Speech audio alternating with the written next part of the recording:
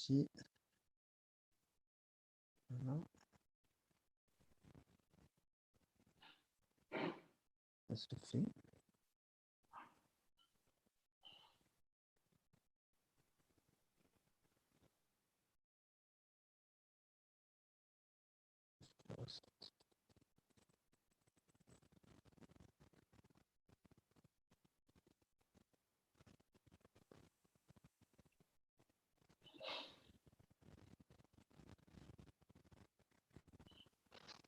سكزولا Oui. الكود تاعي كيفاش نطلعوه في pardon. Non, ça y est, tu cliques sur le pour dire au diaporama. Ah, PowerPoint direct. Eh, D'accord, c'est bon.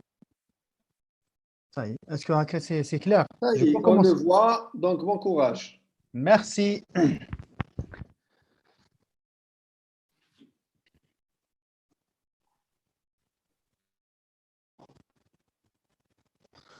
Bonjour tout le monde. Notre cours d'aujourd'hui est porté sur la péritonite aiguë, ou bien on peut dire des péritonites aiguës parce qu'il y a plusieurs formes de péritonite. Bon, les objectifs de cours, d'abord, il faut définir les péritonites aigus, expliquer les mécanismes éthiopathogéniques des péritonites aigus, expliquer les conséquences physiopathologiques, c'est très important, presque de toute la pathologie, surtout les pathologies, parce que si on connaît de la pathologie et de l'urgence, on peut orienter la prise en charge thérapeutique après. C'est très important de connaître les physiopathologiques de la vision.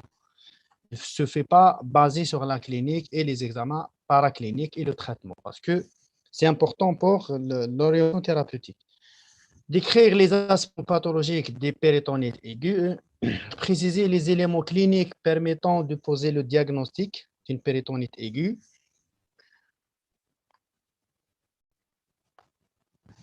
apprécier sur les données cliniques et paracliniques la gravité de la péritonite aiguë, établir le diagnostic étiologique d'une péritonite à partir des données cliniques en particulier. Planifier la prise en charge thérapeutique d'une péritonite dans des différentes formes cliniques. Pour une introduction, les péritonites aiguës se définissent comme étant inflammation aiguë généralisée et localisée de la cirrhose péritoniale, le plus souvent d'origine infectieuse.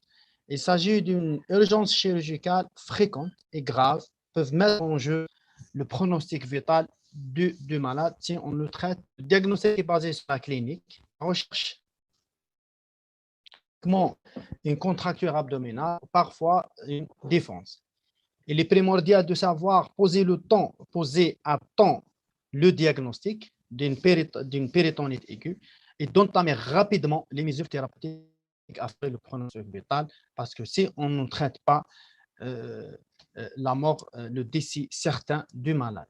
Le diagnostic est plus difficile dans les formes asthéniques ou bien dans les formes de péritonite post-opératoire, indiquant le recours aux examens présentés par l'échographie, mais surtout par le scanner. L'échographie, c'est généralement peu utile, surtout dans les péritonites post-opératoires. Les étiologies sont multiples. Le diagnostic étiologique est important à rechercher en se référant à l'anamnèse, l'examen clinique et les examens complémentaires afin d'orienter le traitement. Le traitement chirurgical encadré par une réanimation avec antibiothérapie pré, per et post-opératoire. La chirurgie consiste à supprimer ou bien la cause de la péritonite. Le pronostic est conditionné par le terrain, l'étiologie de la péritonite et le délai ainsi qu'à la qualité de la prise en charge. Pour les éthiopathogènes des péritonites aiguës, on a plusieurs. En tout cas, les péritonites aiguës peuvent se voir à tout âge, quel que soit le sexe, de l'enfant jusqu'à l'âge avancé, c'est-à-dire le vieillard. On distingue on distingue selon la classification d'Hamburg 3 types de péritonites aigus. Les péritonites primitives, les péritonites secondaires et les péritonites tertiaires. Les péritonites primitifs sont très rares, représentent 1 à 2%. Les péritonites secondaires sont la règle à 98% des péritonites aigus. Elles représentent environ 7% des syndromes douloureux aigus de l'abdomen chez l'adulte. Les péritonites tertiaires correspondent à des infections abdominales persistantes malgré un traitement bien conduit. C'est ça les péritonites tertiaires. Les péritonites, sinon, on a dit selon le mode de contamination. Donc, les péritonites bactériennes secondaires, elles sont les plus fréquentes et sont dues à une cause locale qui se traduit par une inoculation chimique ou septique à partir d'un viscère abdominal, c'est-à-dire une perforation. Cette inoculation peut avoir lieu soit par perforation ou bien par diffusion. On va expliquer ça après. Ce type de péritonite survient souvent spontanément. Elles sont rarement iatrogènes, post-traumatiques, post-opératoires. Ce sont des infections polymicrobiennes liées à la flore intestinale pathogène, généralement l'entérobactère, les Escherichia coli à la tête, et les anaérobes, les bactéroïdes fragilis, dont la virulence est accrue par une synergie aéro-anaérobie. La cause la plus fréquente des péritonites secondaires, c'est c'est-à-dire les causes bactériennes, c'est l'appendicite compliquée. C'est-à-dire, si on ne traite pas une appendicite, ça va compliquer d'une péritonite. Puis viennent les perforations du cercle gastro-duodénal, vues tardivement, les sigmoïdites et les autres infections digestives ou gynécologiques. Les péritonites secondaires peuvent aussi être consécutives à un acte opératoire abdominal, péritonite post-opératoire. Elles sont les plus graves, sont généralement secondaires, soit à une désunion d'une anastomose qu'on appelle langage courant, lâchage de l'anastomose digestive, favorisé par soit une malfaçon technique ou bien soit par des conditions cliniques du patient, soit une seule infection d'une collection de sang ou de lymphe favorisée par un défaut d'hémostase ou bien un défaut de drainage abdominal inadéquat. Deuxième type de péritonite, les péritonites bactériennes primitives, c'est-à-dire il n'y a pas une perforation ou bien une lésion iatrogène. Ce sont des péritonites rares, surviennent en l'absence de foie et infection primaire, intra-abdominale ou de solution de continuité de type cystique, c'est-à-dire les péritonites, ce qu'on appelle les péritonites primitives sont rares, représentent 1 à 2%. Ce sont les péritonites où il n'y a pas une perforation digestive, c'est-à-dire l'infection, elle est primitive liée à la cavité abdominale, une surinfection.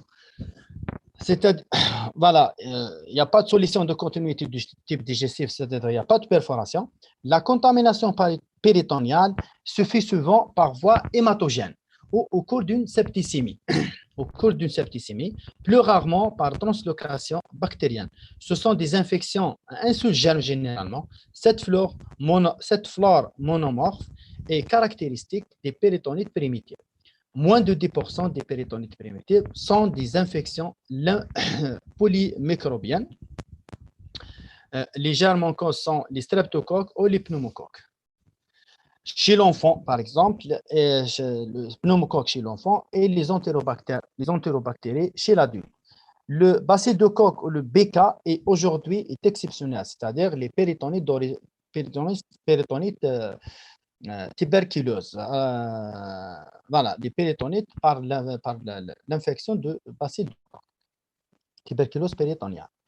Les péritonites primitives s'observent chez les tuberculeux, voilà, les diabétiques, les patients qui présentent un syndrome néphrotique, les étiologies les plus fréquentes et l'infection de l'acide, les sérotiques par exemple, l'infection de l'acide chez les sérotiques qui se définit par un nombre de polynucléaires supérieur à 250 par millimètre cube d'acide avec une flore monomorphe à l'examen direct.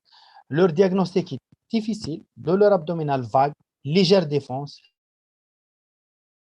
On observe ce type de péritonite généralement chez les insuffisants, beaucoup plus chez les insuffisants rénaux au stade de dialyse péritonéale. Généralement, il y a une surinfection de drainage qui est en intra-abdominal, qui donne par la suite une péritonite primitive. Voilà. Donc, faites attention quand on a une insuffisance rénale au stade de dialyse péritonéale. S'il présente des douleurs abdominales avec une fièvre et altération de l'état général, faites attention en péritonite primitive, c'est-à-dire infection de liquide d'acide. Généralement, le traitement il est basé sur l'antibiothérapie bien conduite. C'est rare, on aura besoin d'un traitement chirurgical. Mais c'est-à-dire l'antibiothérapie et le traitement médical ne donnent aucun résultat. Il faut l'ouvrir et faire une toilette. Les péritonites tertiaires correspondent à des infections abdominales persistantes malgré un traitement bien conduit, antibiothérapie adaptée et éradication de failles primitives abdominales par une ou plusieurs interventions. C'est ça les péritonites tertiaires. Généralement, c'est les péritonites à des infections abdominales persistantes malgré un traitement bien conduit, antibiothérapie adaptée, éradication de failles primitives abdominales par une ou plusieurs interventions chirurgicales. La cavité abdominale est surinfectée par des micro-organismes, peu virulents, mais devenus résistants ou bien des levures. Ces péritonites sont fréquemment associés à un syndrome de défaillance multiviscérale. C'est des malades qui ont subi 2 à 3 interventions et après il y a une contamination de la cavité abdominale. Cavité abdominale infectée par des germes résistants et le traitement des fois c'est compliqué par des interventions chirurgicales et traitements antibiotiques difficile à trouver l'antibiotique adéquat. Et maintenant, deuxième type, sinon la diffusion le deuxième type de la péritonite, selon le mode de diffusion de la péritonite, on distingue à toute la cavité péritoniale.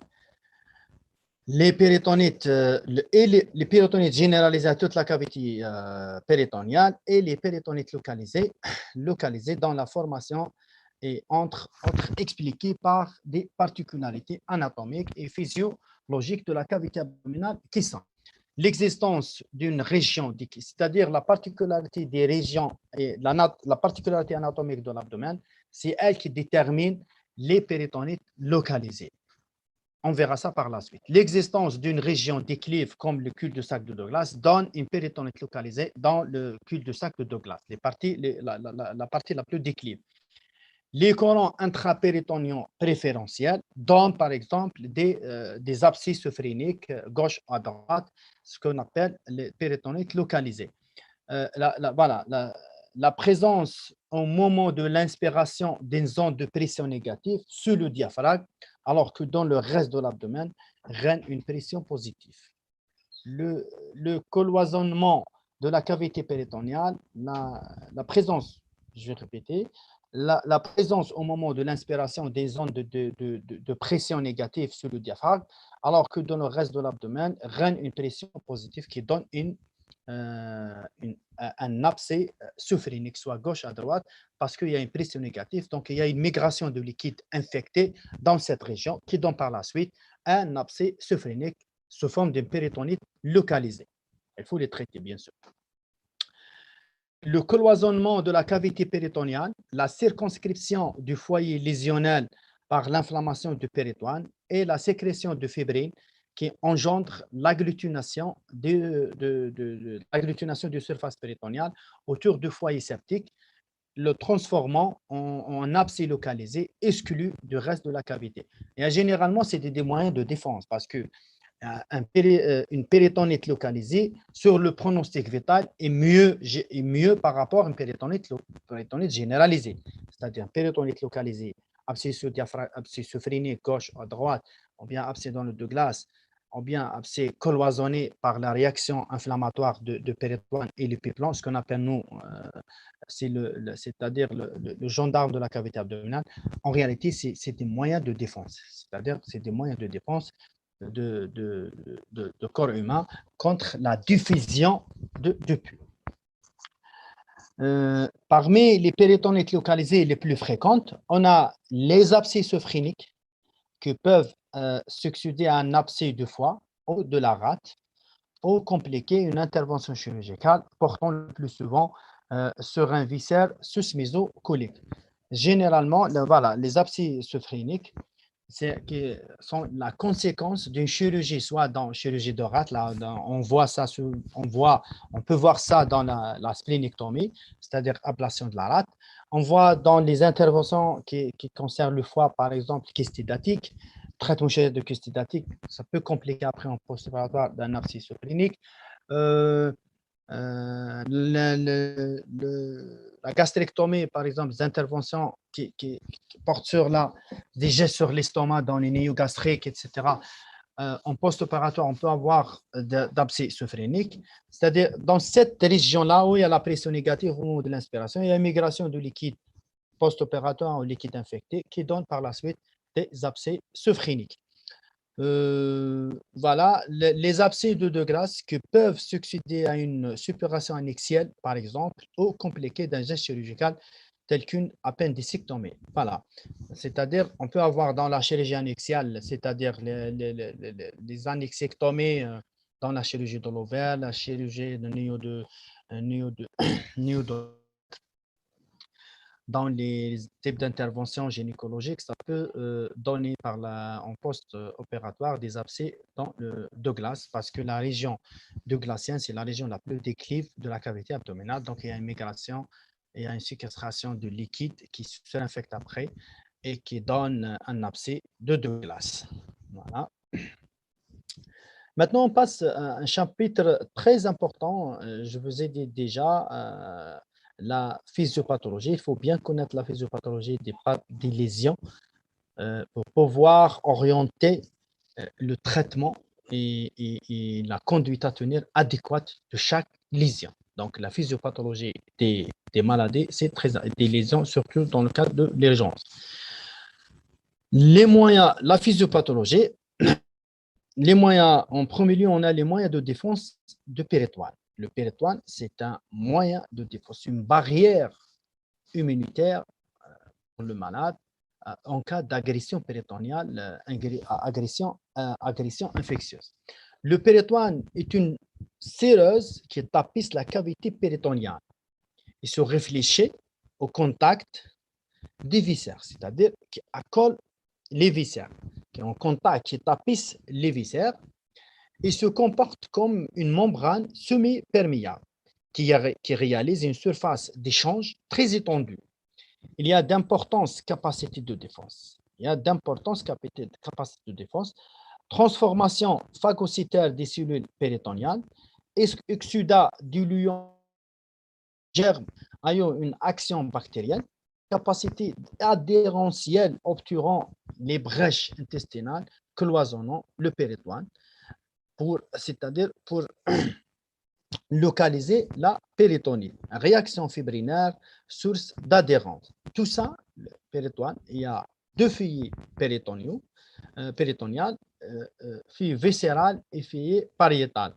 Entre les deux feuillets, il y a un espace virtuel qui se remplit de liquide en cas d'une réaction inflammatoire, une forte réaction inflammatoire, ce qu'on appelle le troisième structure, on verra ça par la suite. Voilà, donc, en premier lieu, le péritoine, c'est la première barrière de défense en cas de péritonite qui forme. Il y a des cellules péritoniales qui sont des phagocytaires des cellules péritoniales, l'exudat dilue les germes et la capacité adhérentielle pour s'inscrire le liquide infecté ou bien pour donner une péritonite localisée. Les différents types de péritonite, d'abord la physiopathe, les moyens de défense et les différents types de péritonite. Selon la nature d'agression péritoniale, on distingue deux types de péritonite. Les péritonites chimiques et les péritonites bactériennes. Quelle est la différence? Voilà. Les différents types de péritonite, Sinon la nature d'agression péritoniale. On distingue deux types de péritonites. Les péritonites chimiques, le type, on est là, le type, on est la perforation digestive haute, gastrique, au duodénal, par la perforation, à travers la perforation, va s'écouler un liquide caustique acide ou alcalin, comme l'acidité gastrique, le suc pancréatique et la bile et les sels biliaires, et va engendrer une véritable brûlure chimique interne. C'est-à-dire, je vais expliquer les péritonites chimiques. Les péritonites chimiques, c'est-à-dire le liquide qui sort à travers la perforation digestive, que ce soit gastrique, c'est le suc gastrique, la bile, en cas de péritonite biliaire, par exemple perforation de la vésicule biliaire suite à une cholécystite négligée, ça peut donner une péritonite chimique. Le suc pancréatique, en cas de fistule pancréatique, soit post-opératoire ou bien dans des cas très très rares, les pancréatites, là où il y a une lésion de canal de Verzon, où il y a une version du liquide pancréatique, ça donne une pancréatite chimique. Et les péritonites post-opératoires pour les chirurgies hépatobiliaires, c'est-à-dire toujours une péritonite biliaire. La bile, c'est les sels biliaires et c'est des liquides érosifs. Donc, ça donne ce qu'on appelle les péritonites chimiques. Donc, les perforations gastriques, en cas d'ulcère duodénal, vu tardivement, et les sucs pancréatiques et la bile. C'est ça, généralement, qui donne des péritonites de type les péritonites chimiques. Donc, la brûlure interne entraîne une altération des capillaires, c'est-à-dire les petits vaisseaux et les micro-vaisseaux sanguins péritoniaux qui provoquent la sécrétion dans la cavité péritoniale d'un liquide riche en protéines et en électrolytes, notamment le sodium. Elle provoque également une séquestration dans et sous l'épaisseur du péritoine, pariétal et viscéral, c'est-à-dire l'espace entre le feuille viscéral et le feuille pariétal, d'une importante quantité de liquide secondaire, c'est l'œdème et l'inflammation, et se constitue alors ce qu'on appelle le troisième secteur, qui donne par la suite une déshydratation. C'est-à-dire il y a une quantité de liquide intracellulaire qui sort avec les électrolytes, surtout le sodium, qui sort à travers à travers l'altération capillaire, c'est-à-dire les petits vaisseaux dans le péritoine. Il y a une quantité importante de liquide qui est dans le troisième secteur qui se provoque, qui se retentisse après sur le malade par ce qu'on appelle la déshydratation qui peut emporter le malade après si on ne le traite pas à temps. Donc, ça donne troisième secteur à l'origine d'une hypovolémie et hyponatrémie qui s'aggrave au fur et à mesure que se prolonge l'inflammation péritonale. C'est-à-dire, si on ne traite pas l'hypovolémie et l'hyponatrémie, ça peut emporter le malade après. Et par la suite, suite à l'agression de feuilles de péritoine, il y a un iléus paralytique à l'origine d'une accumulation de l'eau et d'électrolytes dans la lumière digestif associé à une diminution de l'absorption intestinale et du vomissement qui aggrave par la suite l'hypovolémie. Voilà, l'iléus paralytique, ça donne une accumulation de liquide dans la lumière intestinale. Il y a une dilatation des anses, c'est-à-dire presque une occlusion par iléus paralytique suite à l'agression infectieuse de péritoine qui donne des vomissements. Les vomissements encore plus vont aggraver la déshydratation du malade et l'hypovolémie, et c'est-à-dire on aggrave le troisième secteur. Au début, le liquide d'origine digestive haute est peu septique, puis il se surinfecte et la péritonite devient bactérienne au bout de 6 heures. C'est-à-dire, c'est vrai, le liquide chimique il est moins septique par rapport les autres liquides digestifs, mais si la péritonite, mais si on ne traite pas à temps, le liquide chimique de nature va se surinfecter et va donner par la suite une pancréatite bactérienne. C'est comme le liquide digestif des parties basses, on va expliquer ça après. Donc, les péritonites chimiques sont moins septiques, c'est-à-dire c'est moins septique, moins grave, pas grave, moins grave par rapport à l'autre type bactérien des péritonites, mais si on le traite à temps, c'est-à-dire il faut agir très tôt Par exemple, dans les péritonites par perforation d'ulcère gastrique, gastro-duodénal, si on traite à temps, c'est-à-dire que l'abdomen et le liquide est moins septique, péritonite chimique, si on traite à temps, il n'y a pas de complications après. Mais si on tarde, on aura une surinfection bactérienne du liquide. Au début du liquide d'origine digestive haute et peu septique, puis il se surinfecte et la péritonite devient bactérienne au bout de 6 heures. En fonction du site de perforation ou de fuite digestive, la concentration bactérienne varie énormément. Plus la perforation est distale, plus la péritonite est septique. C'est-à-dire une perforation gastrique moins septique par rapport à une perforation colique. C'est ça ce qu'on appelle, en fonction du site de perforation de la fuite digestive. La concentration bactérienne varie énormément. Plus la perforation est distale, plus la péritonite est septique.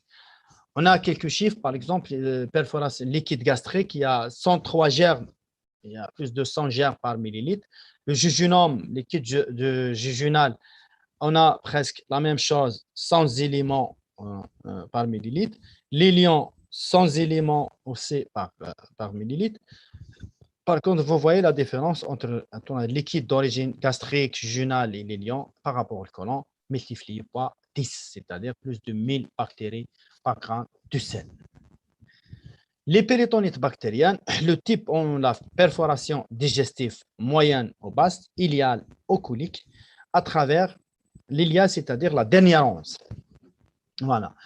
À travers la perforation s'écoule comme dans les péritonites, c'est-à-dire il y a une perforation quelque part de côlon, ou bien la dernière once, c'est-à-dire proche de sigmoïde. S'écoule de liquide, s'écoule de liquide fécal ou ilial qui contient une concentration élevée de germes, aérobie et anaérobie. Et on va assister à une inflammation péritoniale intense, entraînant une séquestration liquidienne accrue avec apparition de troisième secteur rapidement et d'un ileus paralytique qui va aggraver encore plus la déshydratation et l'hyponatrémie et une hypovolémie très grave si on ne le traite pas. Ces germes sont dotés d'entotoxines, des germes coliques, c'est ce qu'on appelle les péritonites stercorales, c'est-à-dire il y a de caca en entrée abdominale et c'est très très infecté. Et ces germes sont dotés d'endotoxines qui vont passer dans la circulation générale à travers la cirrhose péritonienne, vont entraîner une vasodilatation périphérique qui donne un choc hypovolémique et choc endotoxique. Et une diminution de retour veineux et une défaillance myocardique contribuant à l'installation d'un état de choc septique. C'est-à-dire, si on ne traite pas une péritonite, enfin, quel que soit une péritonite haute, c'est-à-dire chimique ou une péritonite bactérienne, si on ne traite pas, les choses vont évoluer vers un choc septique très grave, difficile à traiter et le malade, 50% de chances qu'on peut récupérer le malade. Donc, faites attention. Voilà. C'est ça, selon l'origine, le type de l'agression, on a péritonite bactérienne et chimique et péritonite bactérienne. Les manifestations secondaires de la péritonite, c'est-à-dire quels sont les retentissements de la péritonite sur le malade, sur l'état clinique général, l'état général du malade. Les péritonites retentissent sur les grandes fonctions de l'organisme.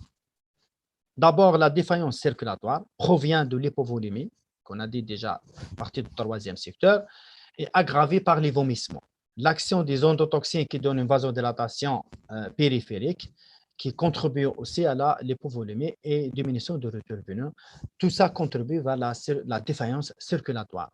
L'incompétence myocardique qui donne après par une défaillance cardiaque, cette défaillance circulatoire aboutit à un état de choc grave qui au début réversible sur l'effet de traitement, puis rapidement irréversible. C'est-à-dire si on ne traite pas le malade, on va le perdre très rapidement.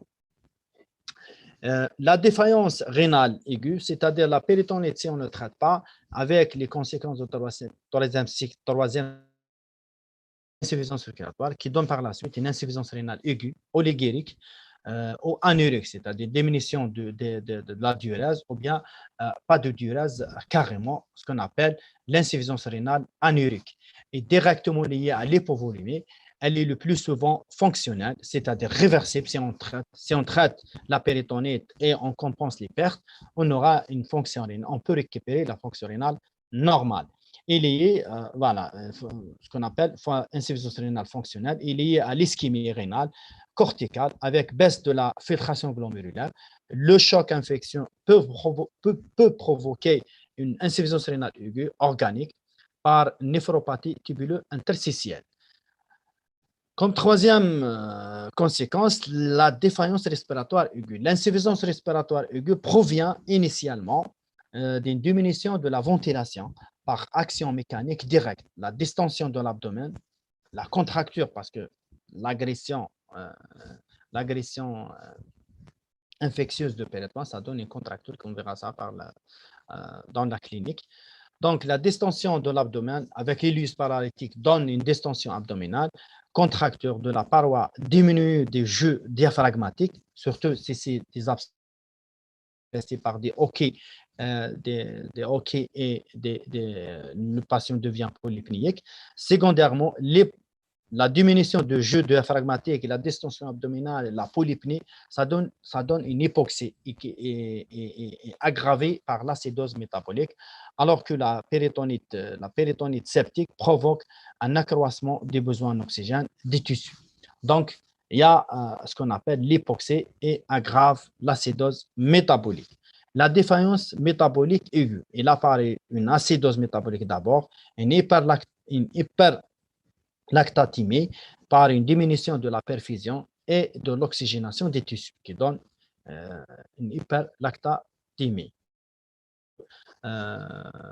sur le malade. Il s'installe et est difficile à traiter. Et tout ça, c'est les signes c'est-à-dire qui précèdent l'état de choc septique.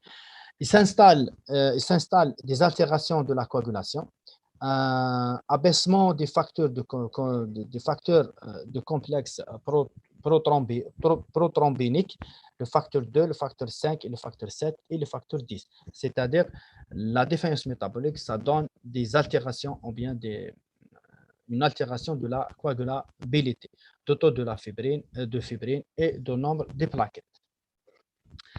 Cinquième conséquence aux complications, les défaillances hépatiques se traduisent par coagulation, l'ictère variable mixte, l'ictère infectieuse, ou avec cholestase et cytolyse. La défaillance nutritionnelle, perte pondérale supérieure à 100 grammes par jour, c'est-à-dire il y a une altération de l'état général du malade suite à l'état septique. Perte d'azote, augmentation massive des besoins caloriques et protidiques. Cinquième, l'hémorragie digestive, ça peut donner une péritonite avancée, une hémorragie digestive qui est un mauvais pronostic, c'est-à-dire si un malade il a une péritonite, il arrive au stade de l'hémorragie massive, que ce soit haute ou basse, à ce moment-là, on est devant un état très avancé, très septique de la péritonite et le malade, il a peu de chances de s'en sortir. Elle est de mauvais pronostic dans le contexte lié au stress gastrique hémorragique et elle est favorisée par des troubles de la coagulation ou des lésions préexistantes, l'ulcère par exemple.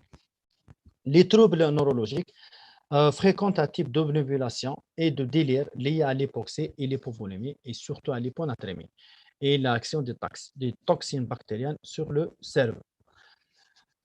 Maintenant, l'anatomie pathologie, la réaction initiale à la dissémination microbienne provoque en quelques heures une dilatation capillaire, on a expliqué déjà ça, et une augmentation de la perméabilité capillaire péritoniale qui donne un épanchement septique se forme dans la zone inflammatoire. La richesse en fibrine de cet épanchement et le repli péritonien physiologique favorise la localisation de processus aboutissant à une péritonite localisée. C'est-à-dire, la formation de l'inflammation et la richesse de la fibrine forment ce qu'on appelle des fausses membranes qui donnent des péritonites localisées. Une concentration élevée des micro-organismes et un système, c'est-à-dire c'est des moyens de défense. Le déficit ou une contamination par des germes particulièrement virulents peut conduire à une diffusion de processus infectieux à l'ensemble de la cavité péritonéale qui donne une péritonite généralisée. L'épanchement liquidien peut être d'abondance variable, louche ou franchement purulent, diffus à toute la cavité péritonéale ou localisé comme des abscesses sophréniques dans la région de Douglas entre les anses.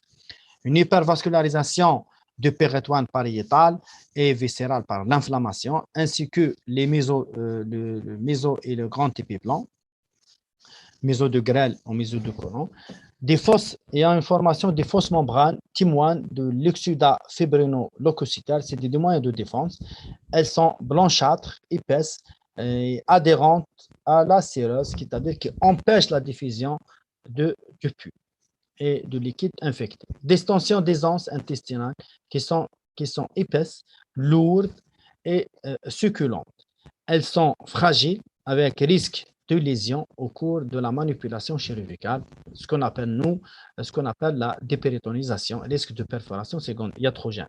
Doit être donc la manipulation chirurgicale des anses en cas de péritonite, surtout les péritonites avancées, là où il y a les fausses membranes, il faut être doux, la manipulation très douce et attentive.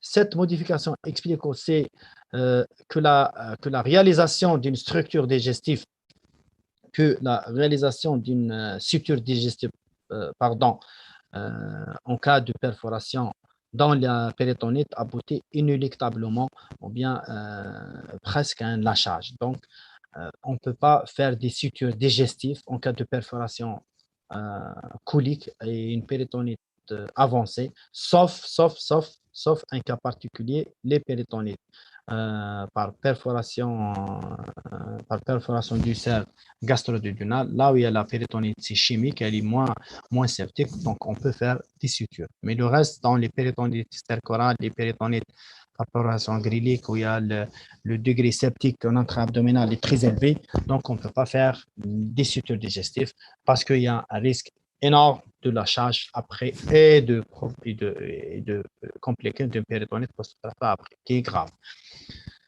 Voilà, donc, sauf en cas de suture du cerf perforée. Voilà. Maintenant, on passe à la 5e étape, c'est la clinique.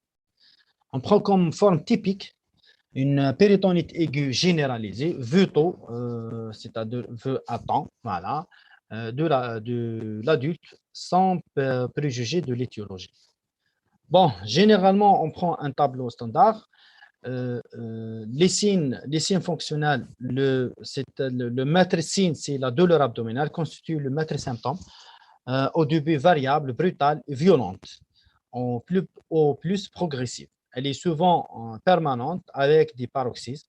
Elle peut être diffuse d'emblée, soit débutée de façon localisée, encadrant par exemple, les appendicites d'origine appendiculaire de l'abdomen et diffuse secondairement à tout l'abdomen. Son siège initial oriente généralement vers une étiologie. Par exemple, dans les péritonites d'origine appendiculaire, généralement le début de la douleur, ça commence au niveau de la fosse iliaque droite. Les douleurs épigastriques s'orientent vers les étiologies de la perforation du cercle gastro-duodénal, etc.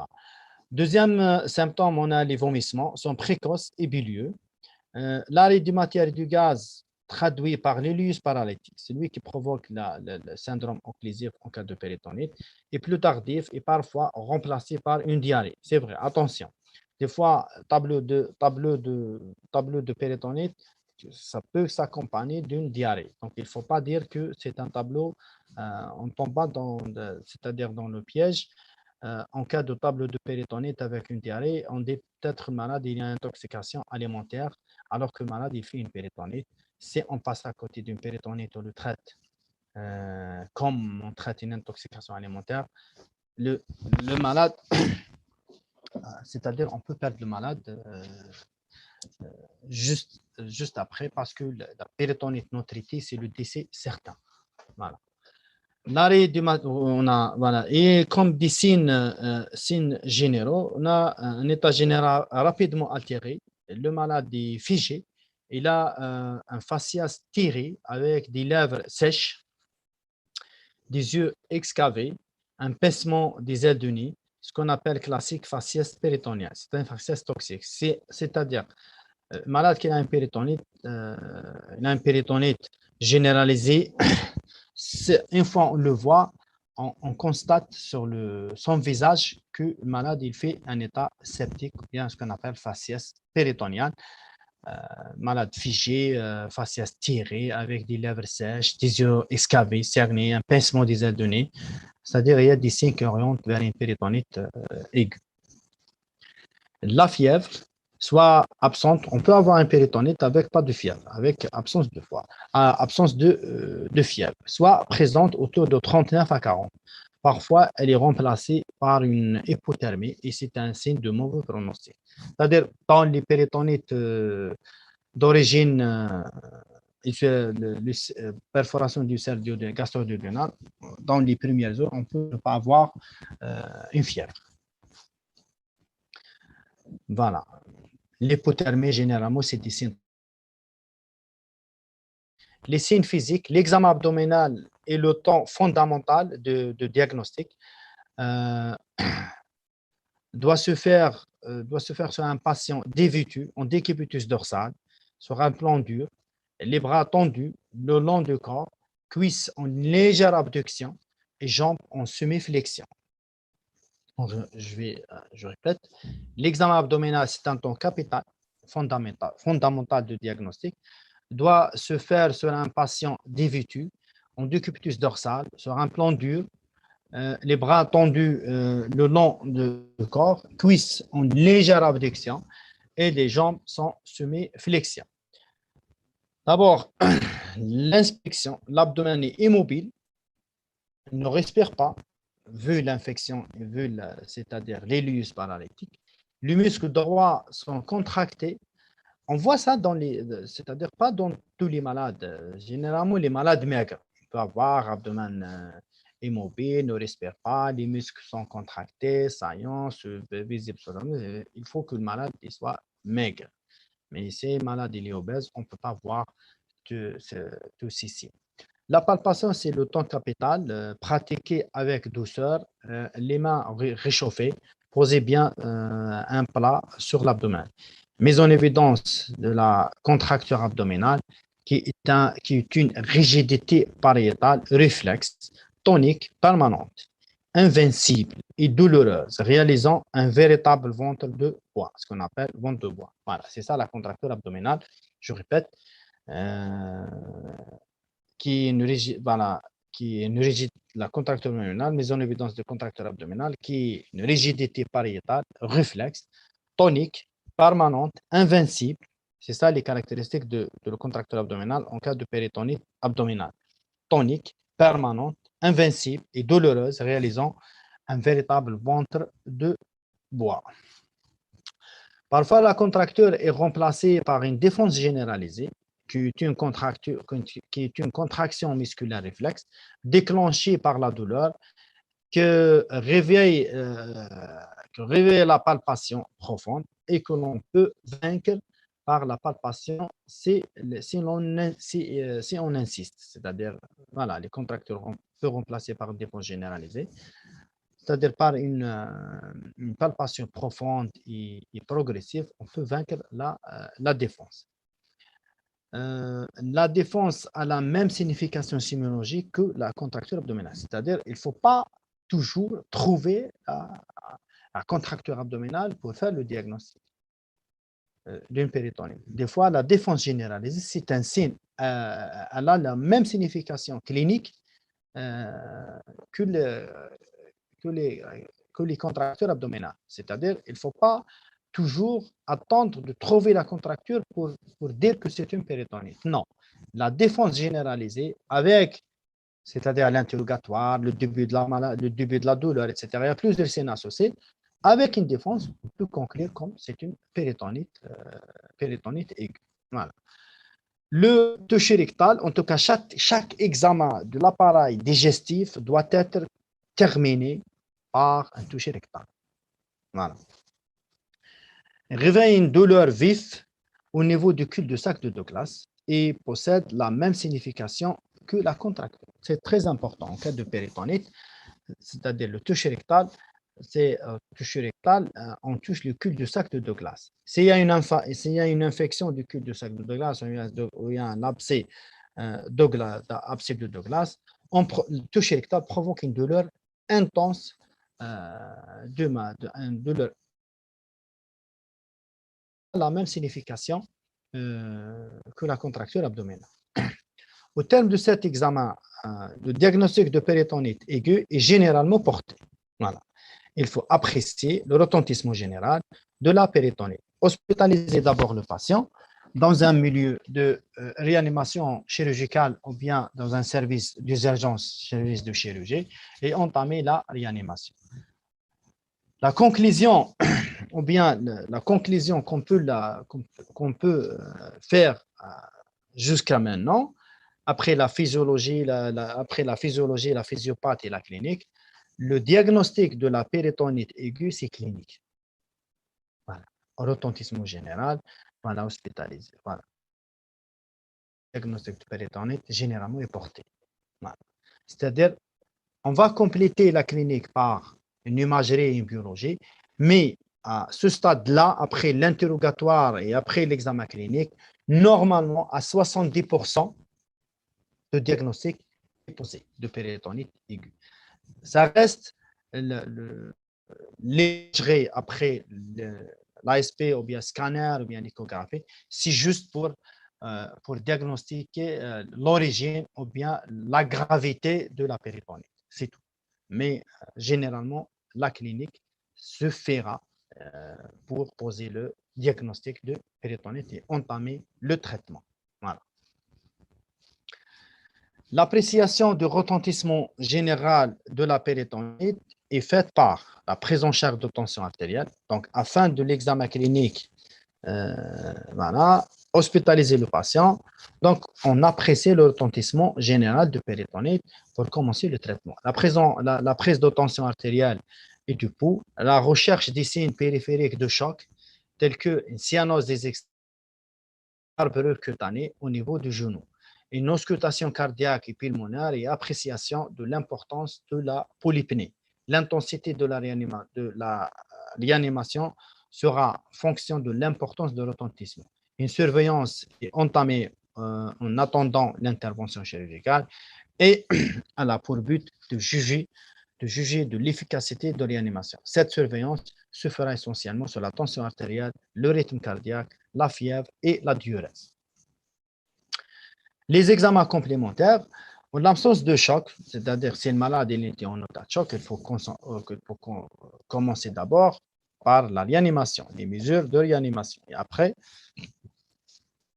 on peut adresser le malade pour faire les examens complémentaires. Mais on ne peut pas faire un scanner ou bien une échographie ou bien un radio quelconque sur un malade qui est instable sur le plan hémodynamique ou bien un malade qui a un état de choc. D'accord? D'abord et après, on complète notre bilan clinique. En l'absence de choc, quelques examens paracliniques simples peuvent aider à la prise en charge en précisant la cause d'abord et le retentissement de la péritonite. Le diagnostic de péritonite, je vous ai dit déjà, le diagnostic de péritonite est clinique. Chez un malade ayant une contracture abdominale, la normalité des examens paracliniques ne doit pas remettre en cause le diagnostic. Voilà le piège. C'est-à-dire, si le malade il a une contracture abdominale, il a une fièvre, il a une clinique, il a un faciès toxique, faites par exemple un ASP qui est revenu sans particularité. À ce moment-là, il ne faut pas éliminer une péritonite. D'accord? Voilà.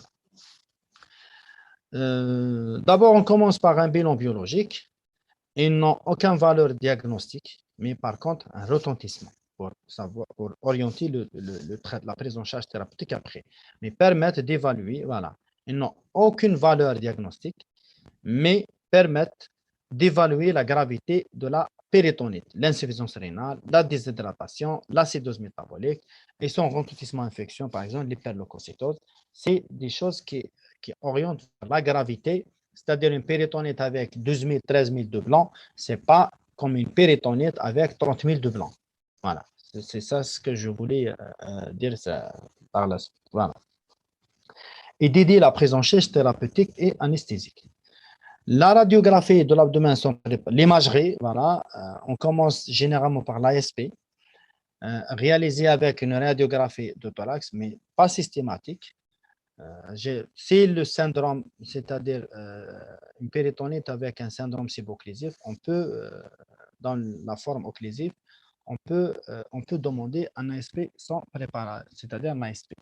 Mais actuellement, après l'avènement de scanner, généralisation de scanner, généralement l'ASP a perdu beaucoup de place par rapport au scanner. Réalisé avec une radiographie de thorax, ça rentre dans le bilan préopératoire. Des clichés centrés sur les copeaux diaphragmatiques, elles sont pour but de rechercher un pneumopéritoine, c'est-à-dire que c'est la perforation pneumopéritoine visible sous la forme d'un croissant clair, gazeux, diaphragmatique, uni ou bilatéral, signifiant la perforation d'un organe creux.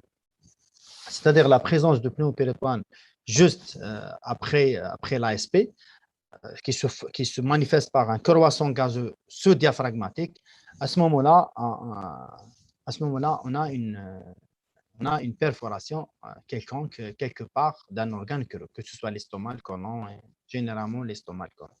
C'est rare en péritonite d'origine appendiculaire, on a un croissant gazeux. Voilà. En cas d'épanchement liquidien associé à un niveau hydroaérique sous-diaphragmatique, peut remplacer l'image pneumopéritoine. C'est-à-dire, voilà, la péritonite s'accompagne le plus souvent de signes de Lewis paralytique avec dilatation gazeuse du grade. Si la présence d'un pneumopéritoine associé à des signes péritoniaux affirme la perforation d'organes creux, affirme la perforation d'organes creux. Avec la disponibilité des scanners en urgence 24/24, les radiographies sans préparation sont de moins en moins pratiquées dans ce contexte. Voilà. C'est-à-dire, après l'avènement et la standardisation de la disponibilité du scanner presque dans tous les pavillons des urgences, l'ASP a perdu beaucoup de place vis-à-vis le scanner. Bon, le scanner abdominal est utile lorsque l'examen clinique est douteux. Absence de pneumopéritoine, immunodéprimie, péritonite asthénique, des vieillards, difficile chez malades obèses, péritonite post-opératoire, c'est difficile parce que dans le péritonite, si on doute d'une péritonite post-opératoire, le meilleur examen, c'est le scanner. Voilà, traumatisme de l'abdomen, voilà, traumatisme de l'abdomen avec présence, c'est-à-dire c'est dans le traumatisme de l'abdomen, surtout le traumatisme fermé, pour diagnostiquer la perforation post-traumatique, c'est le scanner. Il peut aider au diagnostic en mettant en évidence des petits pneumopéritoines qui ne sont pas visibles à la radiographie standard ou un épanchement liquidien intra-abdominal. Il peut également montrer des signes liés à la cause, diverticulite, infiltration périapendiculaire. De ce fait, il est de plus en plus souvent fait en première intention avant l'abdomen sans préparation. Voilà. Donc, si on suit mise à jour ce qui se passe ailleurs, actuellement, devant un péritonite, actuellement, l'examen de première intention, c'est le scanner. Voilà. Il est cependant nécessaire de vérifier auparavant la bonne qualité de la fonction. Bien sûr, avant de pratiquer un scanner, il faut demander, parce que pour injecter le produit de contraste, c'est par les maladies à une insuffisance rénale associée à une péritonite, on ne peut pas faire un scanner avec injection. Mais généralement, on le fait sans ce qu'on appelle scan sans injection de produits de contraste pour diagnostiquer les petits bulles de pneumopéritoine. Voilà. Dans ces formes typiques, les examens complémentaires sont peu utiles pour le diagnostic positif d'une péritonite. Leur intérêt est d'apprécier le retentissement et généralement de la péritonite et la cause de la péritonite. Le patient étant hospitalisé en milieu de réanimation chirurgicale ou bien service de chirurgie, en pavillon des urgences, mise en route de traitement et la préparation. Il faut on a dit déjà tension artérielle, le pouls est le pouls. La diurèse, si on a besoin de pression veineuse centrale, la diurèse horaire après mise d'une sonde vésicale, prise de température, appréciation la qualité du liquide par les sondes gastriques. Est-ce que c'est du liquide digestif? Est-ce que c'est du sang? Est-ce que c'est du liquide biliaire? La réanimation est entamée. Une enquête étiologique est démarrée. L'orientation étiologique se fera en fonction de l'âge du patient, des antécédents, du mode du début de la douleur et de l'existence ou non de la fièvre. Diagnostic de gravité, c'est important. Les éléments de gravité d'une péritonite aiguë peuvent dépendre du terrain, de l'état clinique du patient et au moment du diagnostic, de bilan biologique, de diagnostic étiologique et de la rapidité de la mise en œuvre des mesures thérapeutiques. Ainsi, l'élément de gravité. Voilà, le diagnostic de gravité, c'est important. Les éléments de gravité d'une péritonite aiguë peuvent dépendre du terrain. D'abord, sujet âgé, sujet jeune, ce n'est pas la même chose. L'état clinique du patient, les antécédents du patient, le bilan biologique, est-ce qu'avec une insuffisance rénale, est-ce qu'avec une insuffisance hépatocellulaire, est-ce qu'avec une hyponatrémie, le diagnostic étiologique, péritonite d'origine ulcère-gastro-duodénale, ce n'est pas comme une péritonite post-opératoire, ce n'est pas comme une péritonite par stercorale, ce n'est pas comme une péritonite d'origine néoplasique. C'est ça les diagnostics de gravité. Pourquoi? Pour orienter et pour codifier le schéma thérapeutique. Voilà, ainsi on peut dégager comme des éléments de gravité le terrain, le diabète, coronaropathe, immunodépression et défaillance du CIS, défaillance multiviscérale. Tout ça, c'est des éléments qui aggravent la péritonite aiguë.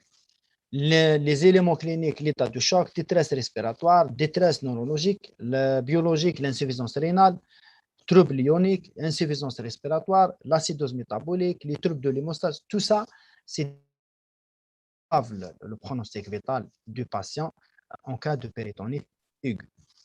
Les étiologies, on a les péritonites stercorales, les péritonites 2 à une complication et parmi les éléments de gravité, les péritonites stercorales et les péritonites néoplasiques. C'est-à-dire,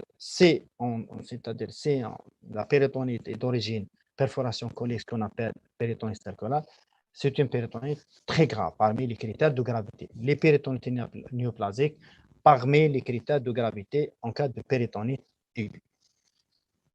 Maintenant, on passe aux formes cliniques. Selon le mode de contamination, les péritonites par perforation, elles sont caractérisées par un début brutal, par une douleur vive, très vive, en coup de poignard, syncopale, associée à une contracture abdominale. Le type on est la perforation d'un ulcère gastro-duodénal. Les péritonites par diffusion, on a les péritonites par perforation, les péritonites par diffusion. Le début est plus progressif par rapport à la première, c'est très brutal. La douleur est généralisée et toujours maximale au niveau où elle a débuté. La contracture est remplacée par une défense généralisée, type de péritonite appendiculaire. C'est-à-dire la péritonite appendiculaire, c'est une péritonite par diffusion. C'est-à-dire ça commence localisé sur la fosse iliaque droite, puis se généralise, se divise par la suite. Peut-être on n'aura pas une contracture, mais on trouve une défense généralisée. Voilà. Bon, selon le mode de contamination, on a les péritonites par perforation, les péritonites par diffusion et les péritonites primitifs. La contamination de la cavité péritoniale se fait par voie hématogène. Les germes en cause, c'est généralement des coccés gram positifs, essentiellement le pneumocoque et les streptocoques. On leur assimile la surinfection du liquide d'acide chez les sérotypes. Les péritonites primitifs peuvent bénéficier théoriquement d'une antibiothérapie seule, mais dans la pratique, le diagnostic de péritonite primitif est porté en opératoire en l'absence de foyer primitif intrapéritonéal ou de la solution de continuité digestive. Généralement, on traite par une antibiothérapie. Si ça ne donne pas, on l'opère et on fait une toilette péritonéale.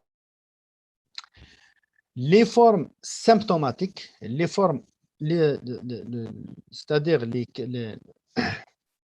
les formes cliniques, mais selon la symptomatologie. On a les formes occlusives. Elles sont marquées par la prédominance des signes occlusifs avec vomissements répétés, un arrêt de transit. L'abdomen est distendu. Les signes péritoniens sont discrets. Leur diagnostic. Et les formes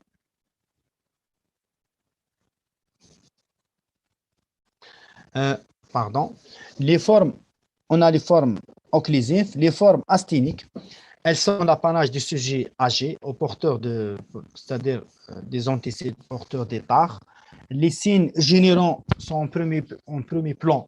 Les signes physiques sont discrets. Le toucher rectal est généralement douloureux, va trouver un bombement du cul de sac de glace, témoin de l'épanchement péritonéal. Les examens morphologiques habituellement demandés sont l'échographie à la recherche d'un épanchement, mais surtout le scanner avec opacification digestive vasculaire utile à la fois pour la confirmation du diagnostic et la recherche de l'étiologie, les formes asthéniques. Les formes toxiques, elles sont marquées par les discordances entre les signes généraux très marqués et des signes fonctionnels et physiques qui sont discrets. Sur le plan général, il existe un état trompeur ou d'obnubilation. Le faciès est tireux. Les extrémités sont cyanosées. La tension artérielle est basse avec un pincement de la différentielle. Le pouls est rapide et filant. Sur le plan respiratoire, il existe des ailes de nez. L'examen physique trouve une discrète douleur abdominale, une sensibilité ou parfois une défense localisée. Le type, on est certaines péritonites appendiculaires ou certaines péritonites chez les patients tarés. Voilà, c'est ça les formes toxiques. Les péritonites localisées, l'abscisse sophrénique, on a parlé déjà, elle s'associe à des signes d'infection généraux, des signes abdominaux et thoraciques. La douleur est sous-costale, spontanée ou provoquée par la percussion, à la palpation de l'abdomen provoquée par la percussion. Par contre, la palpation abdominale est souple, indolore, un oki, c'est des maladies loquettes tout le temps. Un oki peut se voir, est traduit par l'irritation phrénique, c'est-à-dire c'est le nerf phrénique c'est l'irritation du nerf phrénique qui provoque le oki. Donc le oki, surtout dans les péritonites post-opératoires, c'est un signe très important c'est-à-dire qui révèle généralement les abcès sophréniques. Voilà, donc au contact du foyer de suppuration. La radiographie de l'ASP peut montrer un niveau hydroaérique sophrénique fortement évocateur, mais celle-ci est inconstant. La radiographie de thorax montre un épanchement pleural réactionnel ou l'abcès sophrénique et la présence d'une petite bande de la téléctasie. L'échographie abdominale pour montrer l'abcès, elle peut être gênée par les gaz, donc sont peu utiles. Mais l'examen primordial en cas d'abcès sophrénique du péritonite localisé, ça reste la TDM. Montre l'abcès sous forme d'une image hypodense contenant du bulles gazeuses. Ces deux derniers examens permettent dans certains cas d'éviter la chirurgie en pratiquant des ponctions et des ponctions de drainage percutané. Voilà. Dans les abcès sophréniques, généralement, l'intérêt de scanner, c'est de diagnostiquer en même temps thérapeutique, c'est-à-dire ça nous permet de faire drainage soit éco-guidé, soit scanno-guidé, drainage radiologique. L'abcès de Douglas, le tableau clinique est fait de douleurs hypogastriques évoluant dans un contexte fébrile, alors que la palpation est normale. La désurée et la pollakiurie sont fréquentes à cause de l'irritation vésicale au contact de l'abcès. Voilà. Le toucher rectal permet de suspecter le diagnostic. On perçoit à travers la paroi la paroi rectale antérieure, une tuméfaction fluctuante très douloureuse. C'est-à-dire le toucher rectal est très douloureux et très suspect voilà, en cas de l'abcès de Douglas. Ça donne des douleurs à vif. L'échographie, il est peu utile, mais généralement le scanner qui confirme le diagnostic dans un but thérapeutique euh,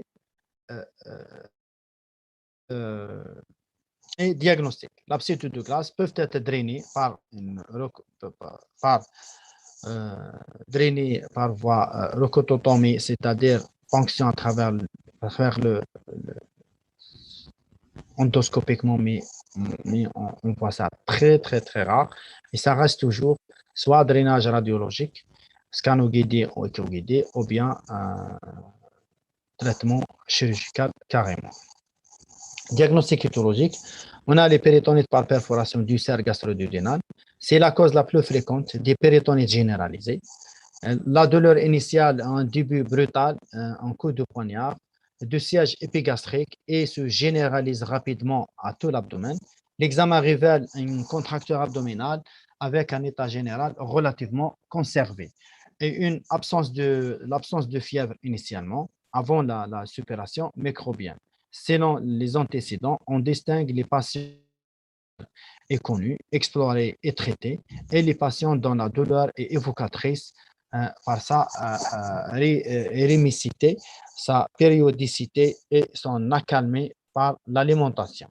C'est-à-dire la perforation du cerveau, soit porte sur des malades connus déjà comme des malades sérieux, soit c'est la perforation qui révèle un signe inaugural de maladie sérieuse.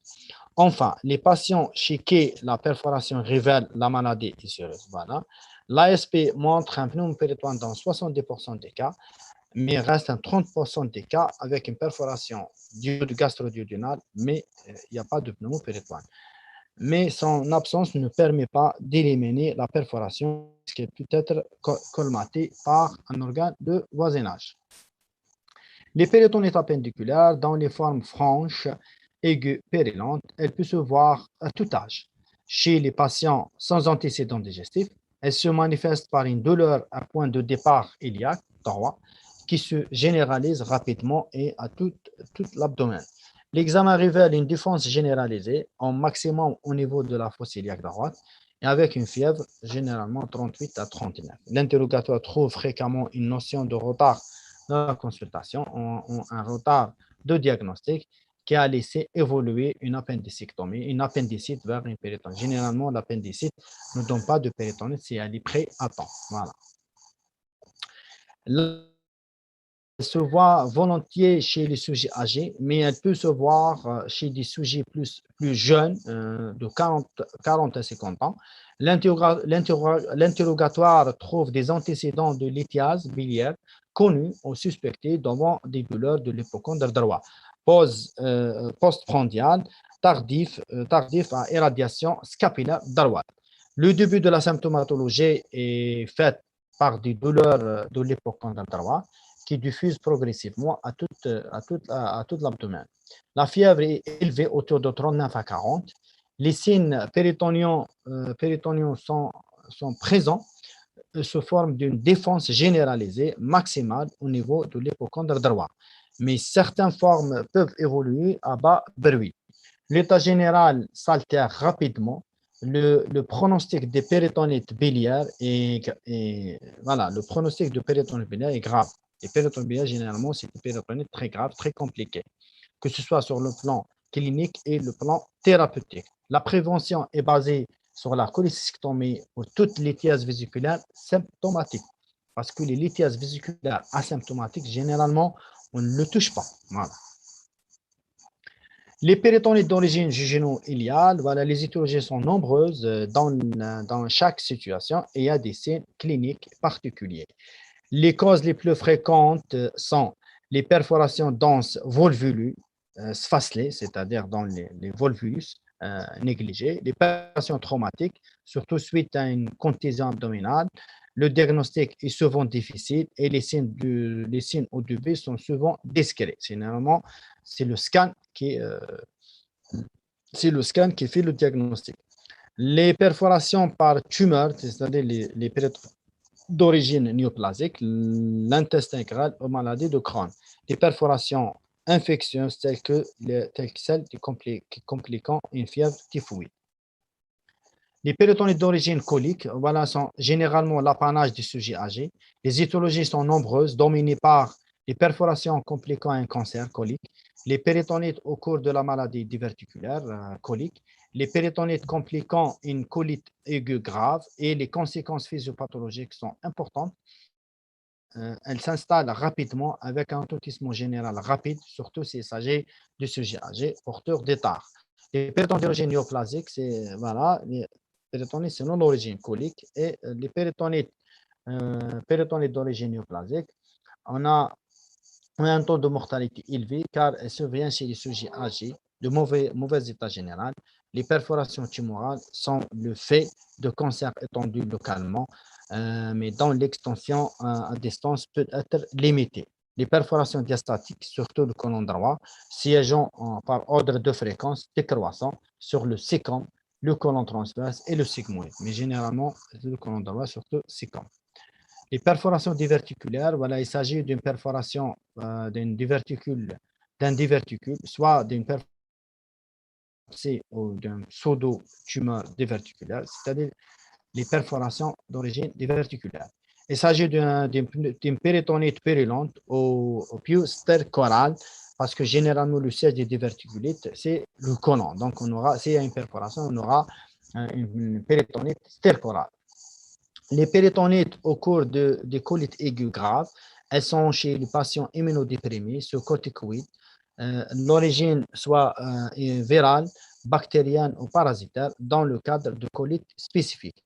Le pronostic est mauvais dû souvent à un retard de prise en charge et le mauvais état généralement du patient.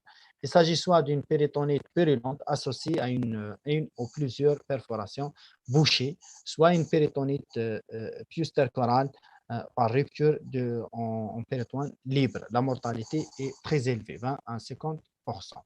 Les colites ischémiques, il s'agit d'une ischémie colique d'origine artérielle, souvent après une chirurgie de l'aorte ou bien survient chez les ligateurs de l'artère mésentérique inférieure ou bien supérieure.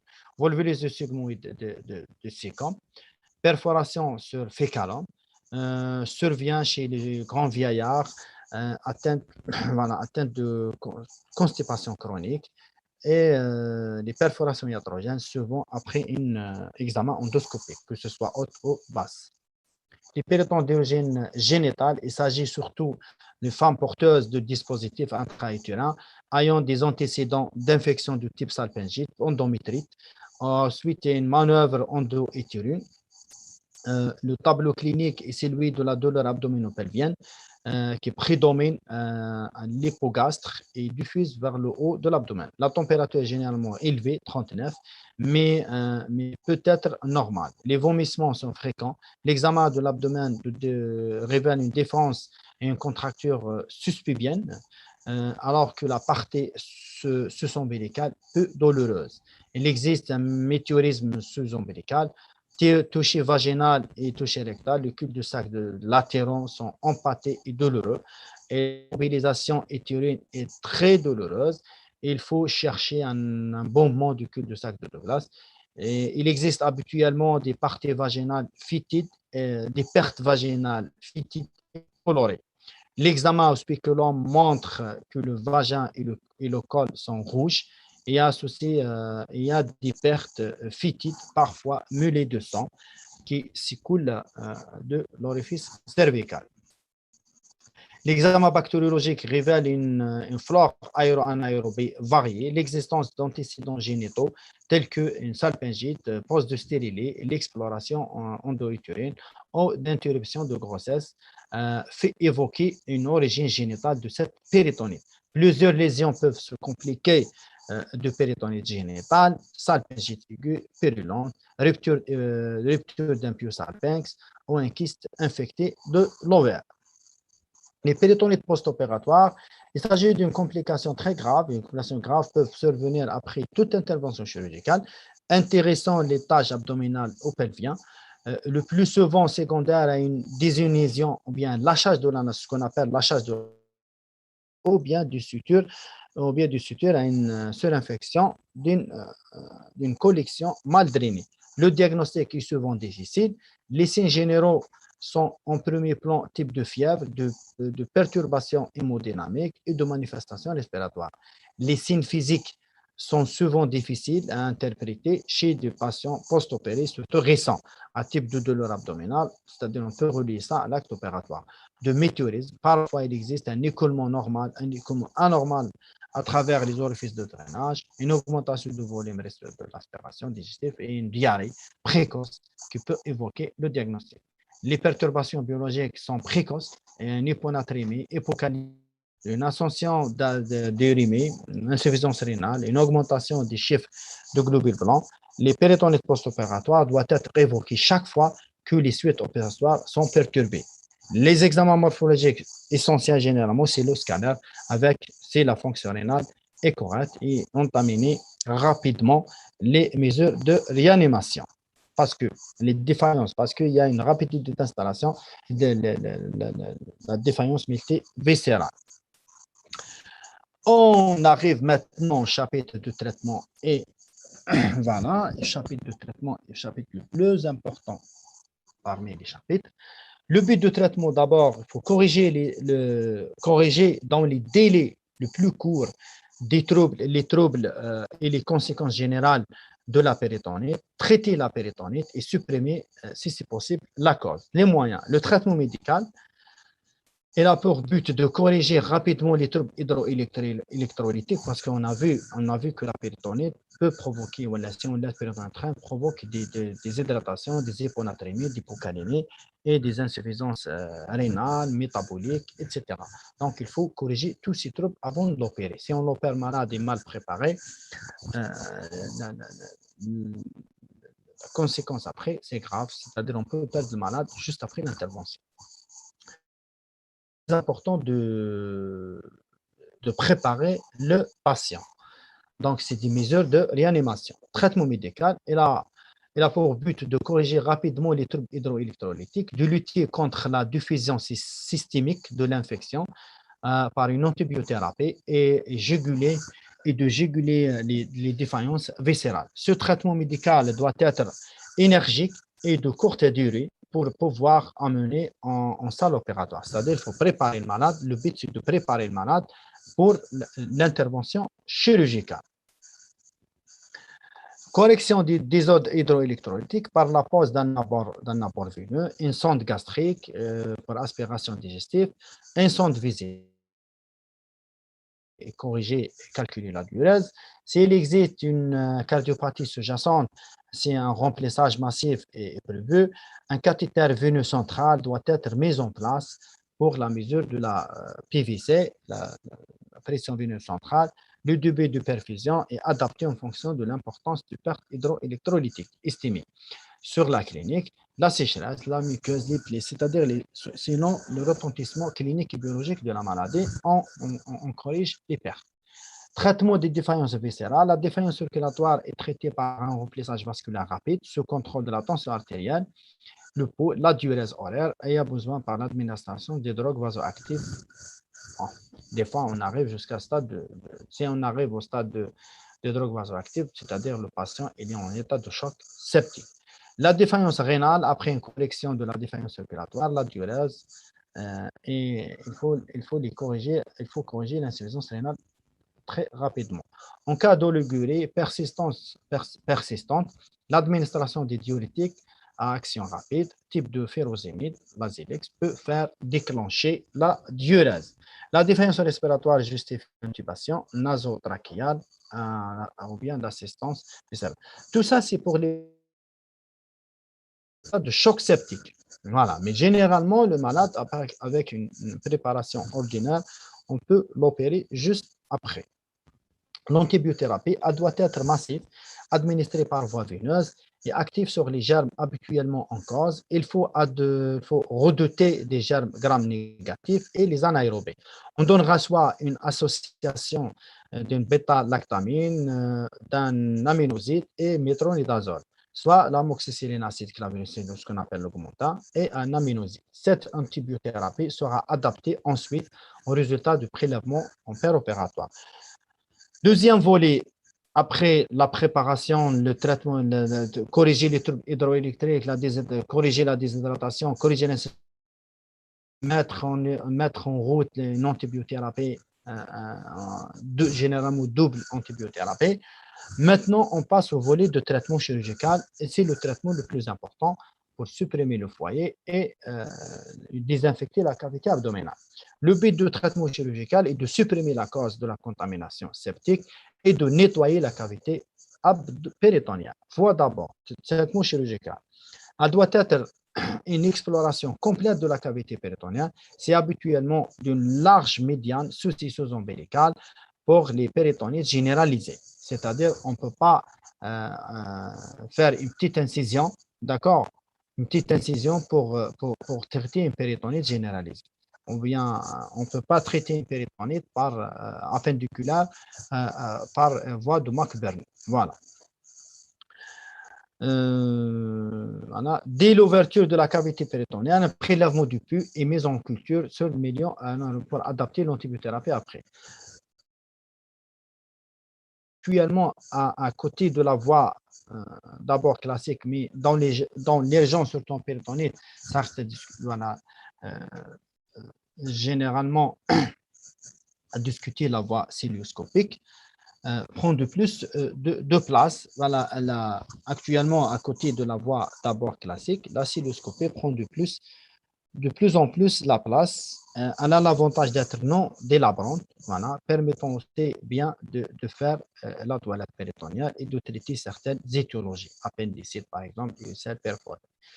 Il est préférable de pratiquer une open cilioscopie. Il faut toutefois éviter la voie laparoscopique en cas d'un syndrome infection sévère avec tendance à l'état choc septique. Voilà. C'est-à-dire, dans les péritonites jontés, appendiculaires, perforation d'ulcère, on peut le traiter par voie, parce que la cilioscopie, c'est une voie, ce n'est pas une technique. On peut le traiter par voie laparoscopique, mais si c'est des péritonites généralisées avancées avec malade en très mauvais état général, base de choc septique, généralement, on le traite par une voie classique, c'est-à-dire une laparotomie médiane sous-ombilicale. La contamination. La première règle de sécurité est de s'abstenir de toute anastomose ou suture en milieu septique lorsque la péritonite septique qui diffuse est confirmée. C'est-à-dire, on ne peut pas faire des sutures. Si on trouve une perforation colique ou grillique ou bien un lâchage de l'anastomose, dans un milieu septique, on ne peut pas faire des sutures digestives. On les traite par, la première règle. Deuxième règle de sécurité consiste à ne pas aggraver les dégâts par des débridements exagérés et préférer des lavages abondants de la cavité péritonienne. C'est-à-dire, il ne faut pas faire des sutures en milieu septique et en plus, il ne faut pas aggraver la perforation ou bien il ne faut pas faire des plis iatrogènes par l'inflammation. Les os sont fragiles, donc on fait des zones de dépéritonisation qui se perforent par la suite. Donc, il ne faut pas faire des sutures en milieu septique. Deuxième règle, il faut éviter les lésions iatrogènes en péripératoire. L'irrigation abondante avec sérum physiologique tiède jusqu'à obtenir un liquide d'aspiration clair. Voilà, c'est la toilette abdominale. C'est ça le traitement de la péritonite. C'est la toilette abondante. 12 litres de sérum. C'est-à-dire à partir de 6 litres.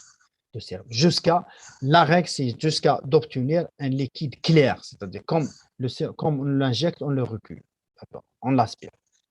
Voilà, c'est ça les critères de toilette péritonienne. Toilette abondante. Voilà. L'anesthésiste doit être prévenu et gonflage de ballonnet de la sonde d'intubation doit être vérifié vu le risque d'inhalation. Voilà. Généralement, ça, c'est un détail pour les anesthésistes, c'est-à-dire il faut éviter l'inhalation par estomac plein. Voilà. Traitement de l'étiologie, péritonite appendiculaire, laparotomie médiane ou cilioscopique, l'appendicectomie, toilette péritoniale, allant de la coupole diaphragmatique au cul du sac de Douglas. Antibiothérapie visant les aérobés et les anaérobés. Remarque, on ne peut pas traiter une péritonite appendiculaire par, voilà, ce que je vous ai déjà dit. On ne peut pas traiter une péritonite appendiculaire par une incision de Mac Bernu chez l'adulte. Péritonite biliaire, cholécystectomie, toilette péritoniale, drainage sous-hépatique et sous-phrénique, l'exploration de la voie biliaire principale, 6 obstacles, des obstructions de drainage biliaire externe. La meilleure prévention est la cholécystectomie pour toutes les lithiases vésiculaires symptomatiques. Péritonite d'origine colique par perforation diverticulaire, soit extériorisation de la perforation en colostomie, c'est-à-dire on fait une colostomie, soit suture de la perforation, drainage de contact et colostomie d'amont, soit une toilette sous cilioscopie par perforation diverticulaire, soit extériorisation de perforation par une colostomie, c'est-à-dire on fait une colostomie, soit suture de la perforation et drainage de contact, colostomie d'amont. On trouve, c'est-à-dire que le degré septique n'est pas très, très avancé, soit une toilette sous cilioscopie et drainage de contact. Drainage de contact, c'est-à-dire on met une lame de TLP en contact de la perforation. Soit exérèse lésionnelle, sigmoïdectomie, sans rétablissement de la continuité, ce qu'on appelle Hartmann, intervention type Hartmann. On résecte la partie malade et on fait une colostomie. Péritonite d'origine néoplasique, ne jamais rétablir la continuité digestive. Le côlon droit, hémicolectomie droite avec colostomie ou ileostomie. On peut aussi, soit colostomie, soit ileostomie. La perforation diastatique, c'est-à-dire une perforation par dilatation du côlon droit. À ce moment-là, on fait une hémicolectomie droite avec une colostomie ou bien une ileostomie. Côlon gauche, résection colique gauche, résection segmentaire et fait une stomie au Hartmann. Mais généralement, maintenant, toilette péritoniale et une colostomie. On a dit qu'on ne peut pas faire des sutures digestives en milieu septique. Les perforations diastatiques compliquent souvent le cancer du côlon gauche avec perforation cécale nécessitant une colectomie avec ileostomie, associée soit à une sigmoïdectomie type Hartmann, c'est-à-dire on fait une colostomie. Péritonite compliquant l'évolution du colite aigu grave. Le geste sur l'intestin comporte une colectomie subtotale avec ileostomie et sigmoïdectomie. Péritonite d'origine génitale, antibiothérapie, trip par voie veineuse, ablation du piosalpinx au drainage du pelvien. Le traitement doit être conservateur, autant plus que la femme est jeune. Voilà. Il ne faut pas faire des annexectomies de tort et à travers. Péritonite post-opératoire. Péritonite post-opératoire, généralement, c'est des péritonites généralisées. Et reprise de la parotomie toilette péritonienne, mais il faut être très, très, très prudent pour éviter les lésions secondaires. L'estomie au drainage, pas de suture digestive. Les abscisses de glace, drainage soit drainage par colopotomie, mais c'est très pratique cette technique, soit par, surtout chez les femmes, soit par un drainage radiologique. L'abscisse sophronique, drainage percutané ou chirurgical. Les indications, les péritonites secondaires diffuses, réanimation, antibiothérapie, puis chirurgie, toilette péritoniale et éradication du foyer septique, péritonite localisée à abcès, réanimation et antibiothérapie et drainage radiologique. Le drainage percutané et radiologique, radio-guidé, si accessible. La colpotomie, rectotomie pour des abscisses de glace, mais généralement on ne pratique pas cette technique. Je l'ai cité juste parce que c'était écrit dans la littérature. Chirurgie non accessible au échec, péritonite primitive, réanimation et antibiothérapie secondaire adaptée aux résultats du prélèvement bactériologique. Ablation de cathéter de dialyse, qu'on a dit que les péritonites primitives, généralement on les voit chez les sujets en insuffisance rénale au stade de dialyse péritoniale. Comme on arrive à la conclusion, je sais que c'était long parce que c'est les péritonites. C'est important de détailler la physiologie, les physiopathes, les retentissements et la clinique. Il y a les formes cliniques et le traitement. C'est important de citer tout ça. On arrive à la conclusion enfin. La péritonite aiguë est une urgence fréquente et grave. Son diagnostic repose sur l'examen clinique qui doit être bien conduit. Certaines formes cliniques sont de diagnostic difficile et nécessitent le recours aux examens complémentaires sur le scanner, notamment le scanner abdominal.